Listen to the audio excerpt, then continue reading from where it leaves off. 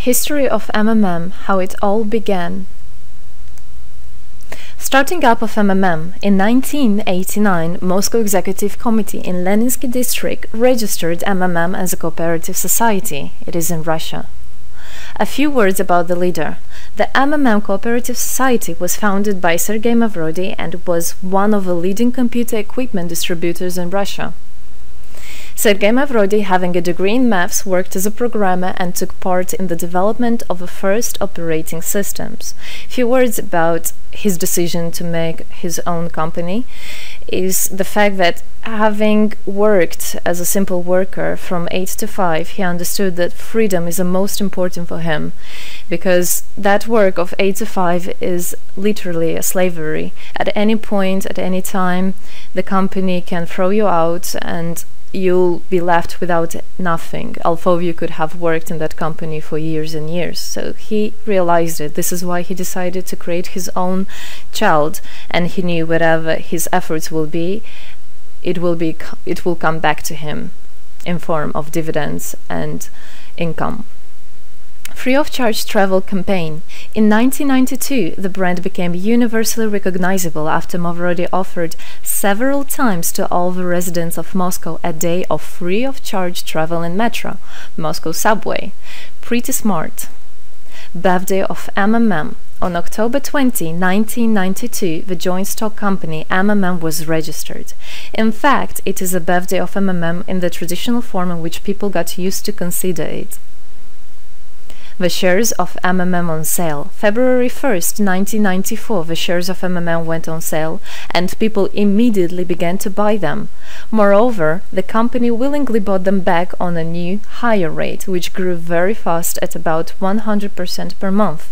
The company's principle today is always more expensive than yesterday worked perfectly. Few words about that. Why did he do that? As you might know, in 1991, the Soviet Union fell. So if until at the time of the Soviet Union, everything that there was in the country, like properties, different companies, or whatever that was bringing some goods, was national. So any person of the country was entitled to have a share of that production, of that company. Everybody was equal. But when the Soviet Union fell, what it meant is that all the companies, all the properties had to be privatized. So you can imagine, there is a company, a huge company. People worked there for years and years, and at one moment there comes a person and says, all that is mine. Yes, this was the case, and obviously that information, that laws about the fact that it was possible to privatize was kept only for a small group of people, for obvious reasons. So a simple worker who worked in that company for years and years, or all his life, didn't know he can actually come and say by law that that is his. So what genius idea Sergei Mavrodi had is to sell these shares to gather the money of the people, and with this money to buy those companies. So basically, if a person has an MMM share, he would have had an exact share from the company that Sergei Mavrodi bought. For example, a company from oil and gas or something else. Obviously, he knew perfectly which companies are worth it and which companies were not. There was quite a battle there. So as you can see, his idea was great, but let's see what happens. Government is trying to hinder MMM's activities. Surprise, surprise! Planned by the Russian government, MMM 94 was intentionally collapsed. It began when tax inspectors accompanied by OMON officers passed through the crowd of depositors and went inside the central office of the company to give a notice about the planned tax inspection. Right. So obviously, the small group of people that I was talking about is the government people, is the people that have connections and so on, and they wanted obviously all that money, all those properties to be kept in their hands. This is how the nowadays oligarchs were made.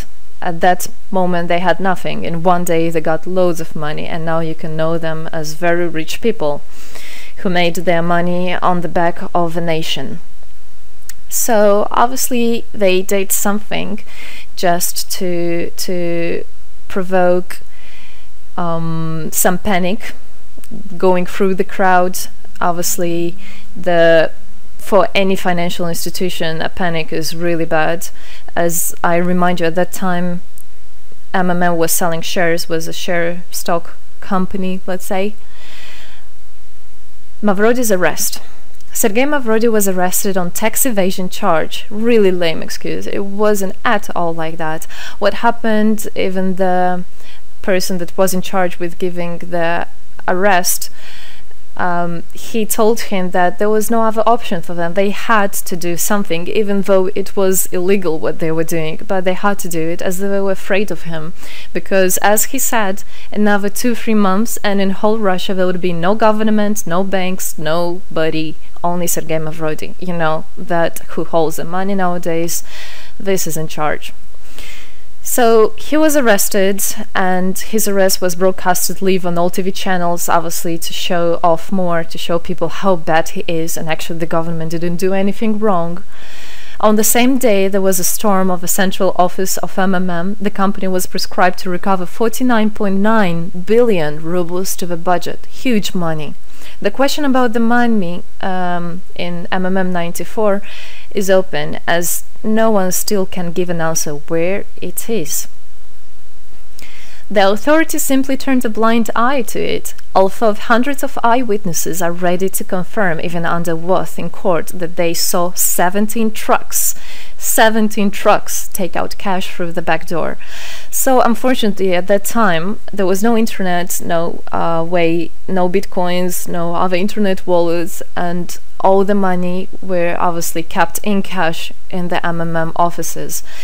And the government took advantage of it. They just came, took it out, and then they said nothing. They just, moreover, they didn't say where the money went. They even made the way to make people believe that Sergei Mavrody was the one who took all those 17 trucks of money and disappeared.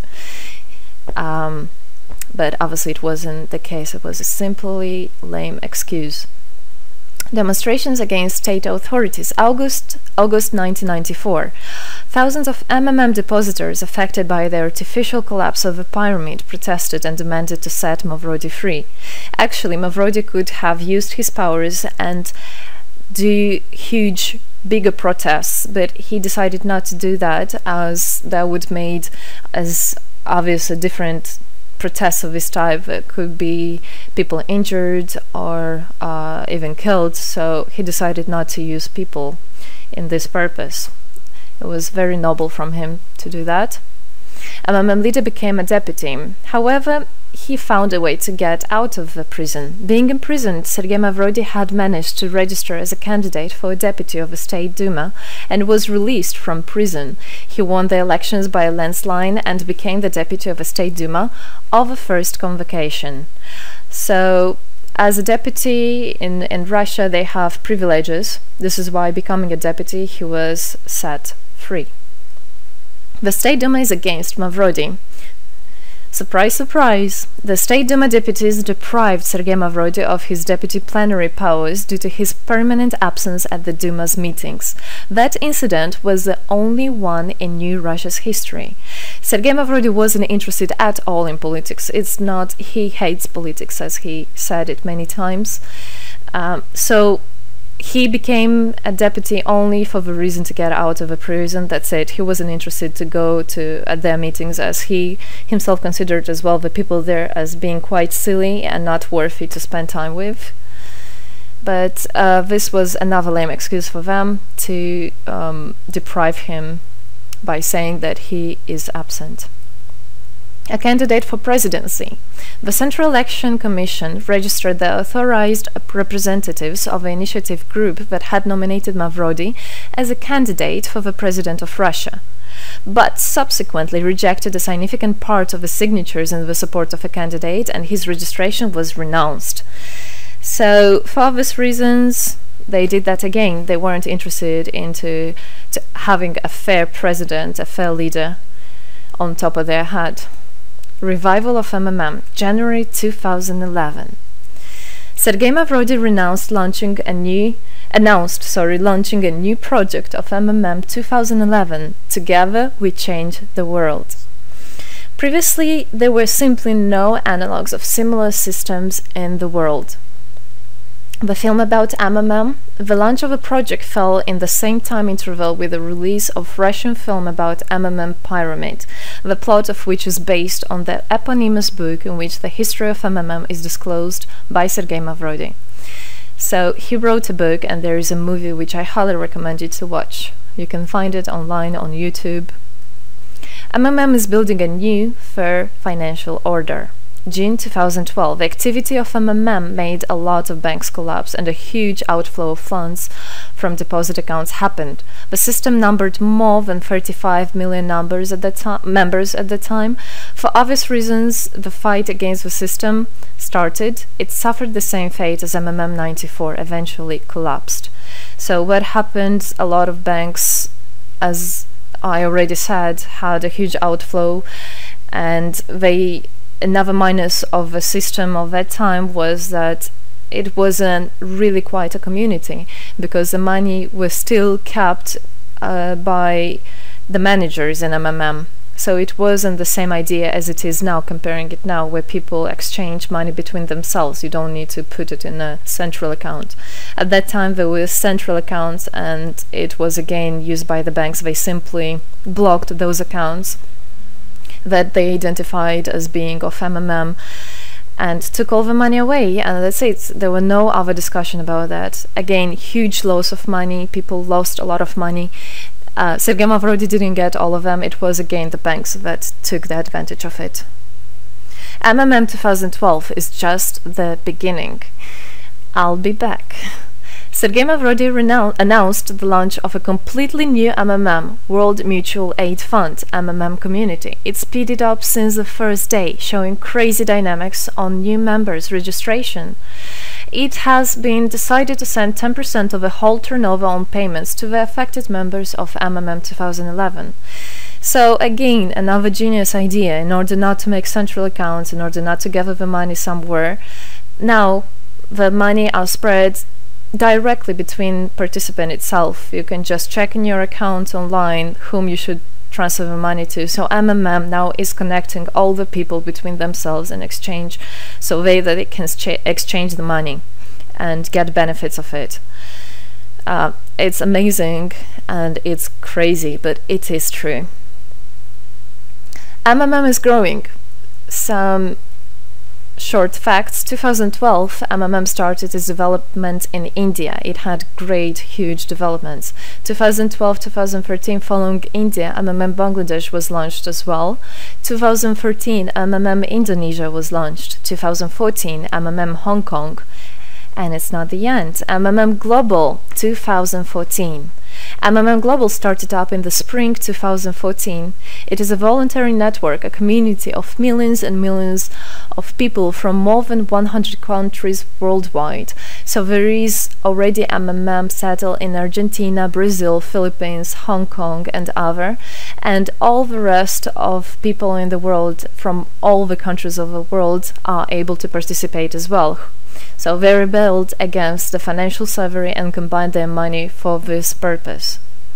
So how it is possible? MMM, the Republic of Bitcoin. Bitcoin is another genius idea to set the world free. For MMM Global participants' convenience, there were some 20 ideas on funds transfers implemented. From now on, all the countries where you can buy and sell Bitcoins can be registered in a branch of Free People of the Republic of Bitcoin. Thus, there is no barriers to develop MMM in small countries due to their restrictions on the international bank transfers. Banks.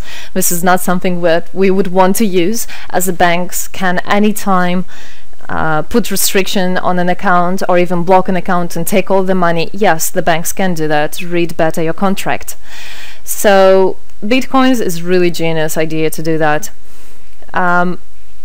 Join MMM Global, join our community, set the world free. Don't hesitate, don't even think of going back, just go always forward. We are writing the history right here and right now. We are not going to be any more slaves working from 8 to 5, having pennies for that. We want to hold our own money and to get the benefits of it. I don't want a bank to use my money for their own purposes. I want us people, free people, to use our money, to exchange the money when it is needed, and to help each other. This is really a great idea. And join us, write the history here today with us, and together we will indeed change the world.